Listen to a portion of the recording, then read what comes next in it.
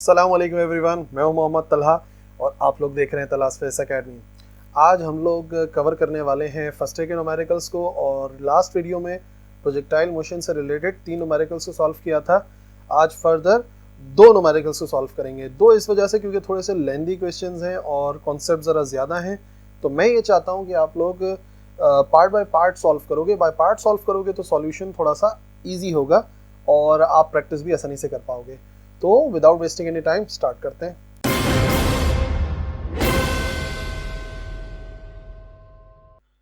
Question number 4 में एक ball को थ्रो किया गया है हॉरिजॉन्टल डायरेक्शन में और हाइट है जहां से थ्रो किया गया है 10 मीटर और वेलोसिटी दी गई है 20 मीटर पर सेकेंड। सवाल यह है कि how for it will it hit the ground from the initial position. ठीक है, कितनी दूर जाके गिरेगी और ग्राउंड पर ही, एंड विद व्हाट वेलोसिटी, तो वेलोसिटी पता करनी है। जैसा कि क्वेश्चन नंबर 1 था बिल्कुल वैसे ही ये क्वेश्चन है। फर्क सिर्फ इतना है कि इसमें हमने एक बॉल को थ्रो करा है। मिसाल के तौर पे हम यहाँ पर हैं फिलहाल और हमारी हाइट कितनी है, हमारी हाइट है 10 मीटर जो कि गिवन है। ठीक है, और हमने वेलोसिटी दी है उस बॉल को हॉरिजॉन्टल डायरेक्शन में और वो है 21 मीटर पर सेकेंड। तो कितनी दूर जाके गिरेगी, यानी कि हमें पता करना है रेंज और किस वेलोसिटी के साथ टकराएगी। तो यहाँ पर हमें जो Vx और Vy है वो भी पता करना है। यहाँ पर जो वेलोसिटी होगी Vx और यहाँ पर जो वेलोसिटी होगी Vy वो भी हमें फाइंड करनी है। वही बात है, हाइट गिवन है 10 मीटर्स, इनिशियल वेलोसिटी 21 मीटर पर सेकेंड, रेंज पता करनी है। और ये बात कंफर्म है कि जो V0x है वही इनिशियल वेलोसिटी है क्योंकि हॉरिजॉन्टल डायरेक्शन में फेंका है। V0y 0 है क्योंकि इनिशियली हमने कोई y एक्सिस में वेलोसिटी दी ही नहीं। बस ये है कि वो तो ग्रेविटी की वजह से आहिस्ता आहिस्ता उसमें आ गई और हमें फाइनल वेलोसिटी भी पता करनी है। तो सबसे पहले हम पता कर लेते हैं टोटल टाइम, क्योंकि बिना टोटल टाइम के हम फाइंड कर ही नहीं सकते कि रेंज कितनी होगी। तो टोटल टाइम के लिए हम यूज करेंगे हमारी second equation of motion, s बराबर है vi t plus half t square.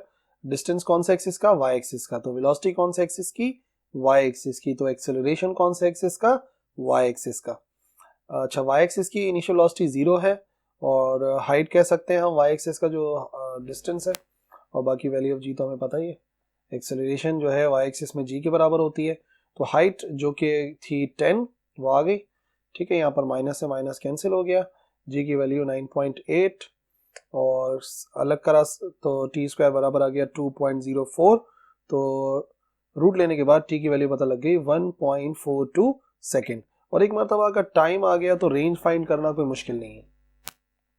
फिर से वैसे ही हमारे पास जो इक्वेशन है s is equal to v t, x axis की बात कर रहे हैं तो डिस्टेंस भी एक्स एक्सिस का, वेलोसिटी भी एक्स एक्सिस की। एक्स एक्सिस की वेलोसिटी कितनी है 21 और टाइम लगा है 1.42, तो रेंज आ गई 29.99 जिसको राउंड ऑफ कर सकते हैं 30 मीटर के बराबर। और फाइनली हमें पता करनी है कि यहाँ पर जब वो टकराई तो वेलोसिटी कितनी होगी एक्स की और वाई की। तो एक्स एक्सिस की वेलोसिटी तो कांस्टेंट रहती ही है प्रोजेक्टाइल मोशन में, तो अगर इनिशियली 21 थी तो अब भी 21 होगी। और फाइनल कंपोनेंट ऑफ वेलोसिटी के लिए सबसे आसान इक्वेशन हमारे पास होती है फर्स्ट इक्वेशन। तो फाइनल वेलोसिटी y एक्सिस की, इनिशियल वेलोसिटी भी कौन से एक्सिस की लिखी जाएगी, y एक्सिस की, और एक्सेलरेशन भी y एक्सिस वाला जो कि g के बराबर होता है। और y एक्सिस की इनिशियल वेलोसिटी जो कि इस पॉइंट पर थी, पॉइंट O पर, वो 0 के बराबर है। तो vy बराबर आ जाएगा माइनस gt, तो vy की वैल्यू आ जाएगी माइनस 13.916 मीटर पर सेकेंड। और रिजल्टेंट वेक्टर वही रेक्टेंगुलर कंपोनेंट मेथड से vx का स्क्वायर प्लस vy का स्क्वायर को ऐड करेंगे, रूट लेंगे 21 का स्क्वायर और माइनस 13.916 का स्क्वायर, 441 प्लस 193.65। तो रूट लेने के बाद फाइनल आंसर हमारे पास आ गया 25.2 मीटर पर सेकेंड। यानी कि यहां पर जब वो बॉडी टकराएगी, ग्राउंड से बिल्कुल टकराने वाली होगी ना, तो उसकी वेलोसिटी होगी 25.2 मीटर पर सेकेंड। अच्छा, थोड़ा सा लेंदी क्वेश्चन है लेकिन ये कि टेक्निकल है, अच्छा है, प्रैक्टिस करनी है इसकी भी। एक रॉकेट है जिसे लॉन्च किया गया है 53 डिग्रीज, जो कि हॉरिजॉन्टल से बन रहा था और इनिशियल स्पीड उसको दी गई है 100 मीटर पर सेकेंड। अच्छा, फिर वो मूव करता है along it's initial line of motion. ठीक है, उसी तरह मूव करता रहता है और एक्सेलरेशन होती है 30 मीटर पर सेकेंड स्क्वायर। कितने सेकेंड के लिए, ओनली फॉर 3 सेकेंड। लेकिन इसी टाइम इंजन फेल हो जाता है और रॉकेट जो है वो मूव करने लगता है एज अ फ्री बॉडी। तो फाइंड करना है maximum altitude reached by the rocket, maximum height कितनी रीच करेगा, टोटल टाइम ऑफ फ्लाइट कितना होगा, इंजन फेल होने से पहले और फेल होने के बाद जो टाइम होगा टोटल ऐड करना पड़ेगा, और रेंज कितनी होगी। फिगर से बात को समझो, हमने उसको जब फायर किया तो एंगल बन रहा था कितना, एंगल बन रहा था थीटा। इनिशियल वेलोसिटी हमने उसे दे दी, ठीक है, वो है 100 मीटर पर सेकेंड। तो वो इस डायरेक्शन में ट्रेवल करता रहा, ठीक है, यहां से लेके यहां तक ट्रेवल करता रहा। लेकिन फिर क्या हुआ, इस पॉइंट पर आके इंजन फेल हो गया, और जब फेल हो गया तो वो काम करने लगा एज अ फ्री बॉडी, यानी कि जैसे प्रोजेक्टाइल मोशन के अंदर होता है, और उसने ये फासला कवर किया। तो पॉइंट ए तक तो इंजन फेल नहीं हुआ था, तो वो कांस्टेंट एक्सेलरेशन के साथ मूव कर रहा था 3 सेकंड तक, वो थी 30 मीटर पर सेकंड स्क्वायर। बाद में इंजन फेल हो गया तो हमने नाम दे दिया, पहले वाली हाइट हो गई h1, बाद वाली हाइट हो गई h2, और हमें इन दोनों का सम पता करना पड़ेगा। फिर दो रेंज हो गई, एक रेंज हो गई ये वाली जो कि कांस्टेंट एक्सेलरेशन से मिली थी एक्स एक्सिस की, और दूसरी हो गई ये वाली रेंज जो कि r2 के बराबर है, जो कि फ्री बॉडी होने के बाद उसने कवर करी है। Initial velocity 100, angle 53, initial acceleration 30 metre पर सेकेंड स्क्वायर, टाइम था इनिशियल 3 सेकेंड। टोटल हाइट पता करनी है, टोटल टाइम पता करना है, टोटल रेंज पता करनी है, और जी की वैल्यू तो पता ही पता है 9.8 मीटर पर सेकेंड स्क्वायर। तो सबसे पहले पहली वाली रेंज पता कर लेते हैं कि पहली वाली रेंज कितनी है, ठीक है। टाइम कितना लगा था, डिस्टेंस फाइंड करेंगे, डिस्टेंस यानी कि एस की वैल्यू, और एस कौन सी वैल्यू है, ऐसे कि उसने डिस्टेंस कितना कवर करा, ये वाला डिस्टेंस, ये पता करना है। अभी बाद में इसका एक्स कंपोनेंट निकालेंगे, ये वाली वैल्यू जो है ना यहाँ पे एस के बराबर है। तो कितना हो गया, वी आई है 100, टाइम था 3 सेकेंड, और एक्सेलरेशन थी 30, और टाइम 3 का स्क्वायर। सॉल्व करने के बाद आंसर आ गया हमारे पास 435 मीटर। ये हमें एस की वैल्यू मिली है ना, ओ से लेके ए तक का डिस्टेंस। फिर हमें सिर्फ इसका एक्स कंपोनेंट चाहिए, एक्स कंपोनेंट जिसको हमने यहाँ पे फिलहाल R1 का नाम दिया है, बराबर हो जाएगा एस कॉस थीटा। एस यानी कि 435, और एंगल बन रहा है 53 डिग्रीज, तो वहां पर जो है वो 53 पुट कर दिया, जो कि आ गया 0.601। फाइनल आंसर आ गया 261.435 मीटर्स। यह इंजन फेल होने से पहले कवर की गई रेंज। H1 पता कर लेते हैं, ये भी वही है। H1 क्या हो जाएगा, उसी का y कंपोनेंट, जो S हमने पता किया था ना, वो उसका y, ये x कंपोनेंट हो गया उसका R1, और y कंपोनेंट हो जाएगा H1। तो उसके लिए साइन थीटा इस्तेमाल करना पड़ेगा, H1 आ जाएगा S sine theta, sine 53 0.798 multiply by 435, तो ये आ गया 347.13 मीटर्स। ये हो गया इंजन फेल होने से पहले के दोनों डिस्टेंस, ठीक है। Now at the time of failure हम ये पता करना चाह रहे हैं कि जब इंजन फेल हुआ है तो फाइनल वेलोसिटी कितनी थी। इनिशियली हमें पता है कि कितनी थी 100, और टाइम लगा 3 सेकेंड, और एक्सेलरेशन था 30। तो पॉइंट ए पर जो वेलोसिटी होगी वो होगी VF 190 मीटर पर सेकेंड, क्योंकि उसको आगे यूज करना है हमने।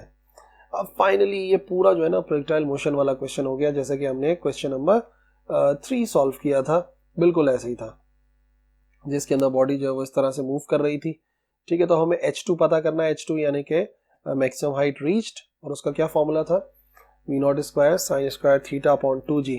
वेलोसिटी अब कौन सी वाली इस्तेमाल करनी है, 190 वाली, यहाँ पर जो थी, ठीक है, यहाँ वाली वेलोसिटी हमें इस्तेमाल करनी है। तो हो गया 190 मीटर पर सेकेंड, 190 का स्क्वायर, और एंगल हो गया 53 डिग्रीज, और 2 मल्टीप्लाई बाय 98, सिंप्लीफाई करा इसको, 3000 जो भी है 36,100, और 0.8 का स्क्वायर 19.6। फाइनली जब सॉल्व किया तो ये आ गया 1178.77 मीटर्स, जो कि हो जाएगी हमारी ये वाली हाइट, फ्री बॉडी होगी जो कवर करी उसने H2। टोटल हाइट H1 और H2 को ऐड करना पड़ेगा, H1 आया था 347.13, और ये आ गया 1178.77, यानी कि 1525.9 मीटर्स। टोटल हाइट के बाद अब टाइम पता कर लेते हैं, मैक्सिमम हाइट तक पहुंचने में कितना लगा उसे। इनिशियली तो 3 सेकंड तक वो चला ही था ए पॉइंट तक। अब ये देख लेते हैं कि जो फ्री बॉडी में उसने हाइट कवर करी तो उसको कितना टाइम लगा मैक्सिमम हाइट तक पहुंचने में। तो 190 थी पॉइंट ए पर वेलोसिटी, एंगल 53 डिग्रीज, और फिर जी की वैल्यू पुट करी तो आ गया 15.51 सेकेंड। नाउ हम क्या करेंगे, हम टाइम पता करेंगे रॉकेट का टॉप से ग्राउंड तक पहुंच रहे हैं। हम यही करते हैं कि बाद में फिर जो पता करते हैं वो टॉप से ग्राउंड तक का पता करते हैं और उसमें हम अप्लाई करते हैं हमारी second equation of motion. Distance y axis का तो वेलोसिटी y एक्सिस की, तो एक्सेलरेशन भी y एक्सिस की लिखी जाएगी 9.8। तो टोटल हाइट अप्लाई करनी पड़ेगी 1525.9 और इनिशियल y एक्सिस की वेलोसिटी b से स्टार्ट कर रहे हैं तो मैक्सिमम हाइट है तो यहाँ पर 0 होती है। सिंप्लीफाई किया, सिंपल स्टेप्स, t2 स्क्वायर की वैल्यू आ गई 311.4, तो उसका स्क्वायर रूट करके आंसर आ गया 17.6 सेकेंड। ये t2 है, t1 ऑलरेडी आ गया था, दोनों को ऐड करेंगे। अच्छा 3 टाइम हो गया, अब एक हो गया t, वो है यहां से o से a वाला टाइम, फिर हो गया t1, ये हो गया a से b वाला time, time to reach maximum height, फिर फ्री बॉडी बन गए यहां से यहां तक का डिस्टेंस t2, तो तीनों टाइम्स को ऐड किया, ये आ गया 36.11 सेकेंड। ठीक है, और फिर अब हम क्या कर रहे हैं, तो हमने पता कर लिया इसको, टी डैश पता कर लेते हैं, time interval for motion from point a to c, a से सी पता करना है सिर्फ, तो t1 और t2 को ऐड करना पड़ेगा, कितना आ गया वो 33.11 सेकेंड। ठीक है, क्योंकि ये यूज होगा। As the range R2 is covered during this time interval, ये जो हमने t डैश पता करा है सिर्फ इसी वैसे किया ताकि हम इसकी रेंज पता कर लें, यहां से लेकर ना A से लेके C तक वाली जो कि R2 रेंज थी, तो वही हमने इस्तेमाल करा। कितना S is equal to VT, distance x axis का तो वेलोसिटी x एक्सिस की, और उसको कवर करने में जो टाइम लगा, V0 x की वैल्यू पुट करिए क्योंकि x x की बात हो रही है, तो V0 cos थीटा 190, क्योंकि पॉइंट ए पर जो वेलोसिटी हो चुकी थी वो 190 थी। तो फाइनली हमारा R2 का आंसर आ गया 3700 और 85.9 मीटर्स। तो नेट रेंज भी पता करनी थी तो R1 प्लस R2 करना पड़ेगा, तो 261.435 और 3785.9, टोटल रेंज आ गई 4047.33 मीटर पर सेकेंड। सो न्यूमेरिकल नंबर 4 और 5 यही हैं दोनों, थोड़े से लेंदी हैं, बट ये कि आप प्रैक्टिस करो, प्रोजेक्टाइल मोशन के से रिलेटेड जो भी न्यूमेरिकल्स हैं उनमें मैक्सिमम लेंथ इतनी हो सकती है। ठीक है, तो आप इनकी प्रैक्टिस करो, तो आगे आने वाले जो वीडियो उसमें थोड़े से छोटे से न्यूमेरिकल भी सॉल्व करेंगे। आज के लिए काफ़ी है, अगले लेक्चर में मिलेंगे। अल्लाह हाफिज़।